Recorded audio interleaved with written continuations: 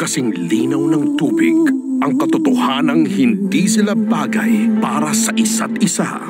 Hindi pa kita nagawan ulit. Hindi mo kasi naiintindihan eh. Single nga ako. Single mother. Pero kasing labo man ng langis ang tadhana nila.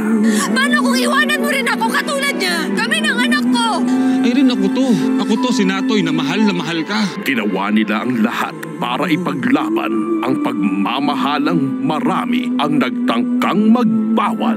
Sa lahat ng mga babae, may anak pang napili mo. Nilang magsama, palaging merong nakikihati. Kailangan ko mapawi si Latoy. Ako ang wife. Wala pa talagang pag-asang umibig ang isang tubig at langis. Weeknights, 10:15 p.m. Sa Kapamilya Online Live.